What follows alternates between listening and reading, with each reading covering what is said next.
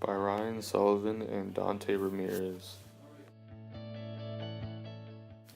Roger Brooke Taney was born on March 17, 1777 in Calvert County, Maryland, to be a successful tobacco farmer with Michael Taney and his wife Monica Taney. One of the six children, as the second, he wasn't going to inherit the Taney property, so he pursued law at Dickinson College in Pennsylvania over a family farming business. Taney passed the bar in 1799. That same year he turned to politics. He was a member of the Federalist Party, and he was elected to the Maryland House of Delegates. In 1816, he earned a seat in the Maryland Senate as a Democratic Republican, serving a 5-year term. Taney then supported Democratic candidate Andrew Jackson's successful 1828 run for the U.S. presidency. In turn, President Jackson made Taney Attorney General in 1831.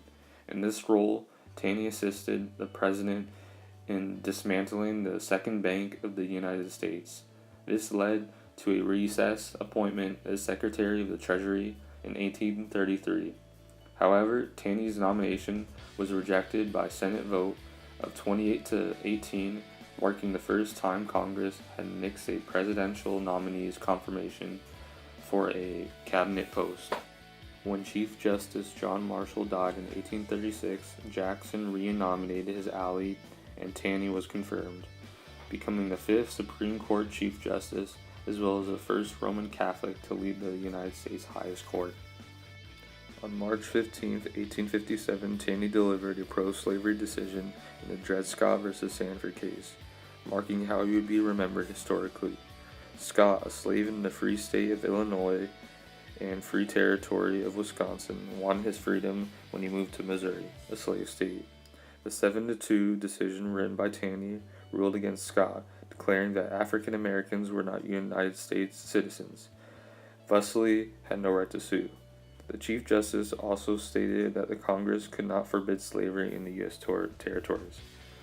Taney's wording included a statement that blacks had no rights, which a white man was bound to respect. Opponents of slavery denounced the decision. His actions to endorse slavery didn't stop various tributes. A statue of him remains in front of the Maryland State House in Annapolis. However, other Taney dedications have been removed due to public disapproval, including the renaming of Roger B. Taney Middle School in Temple Hill, Maryland, to Thurgood Marshall Middle School. Our court case is on the New York Times vs. United States. In 1971, a publication of the Pentagon Papers in the New York Times came out.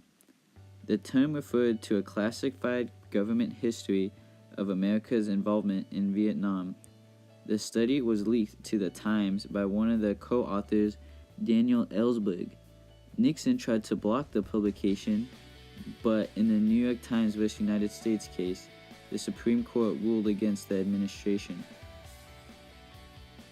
On one side of the case, the New York Times argued that the First Amendment guaranteed freedom of the press, which protects the newspaper and publication of these documents. One of the few restraints on executive power in matters of national defense is a knowledgeable population. The press must be free to inform the American people, and the government has failed to show that publication of the Pentagon Papers would endanger national security. However, on the other hand, the United States argued that the First Amendment does not guarantee an absolute freedom of the press, especially when the nation's security is involved. The court must strike a balance between the fundamental important right to a free press and the equally important duty of the government to protect the nation. Allowing these publications would establish a dangerous precedent for future cases involving national security. This court case revealed that American leaders involved the U.S. in Vietnam without fully informing the American people and even occasionally lying to Congress. The Supreme Court ruled in favor of the New York Times.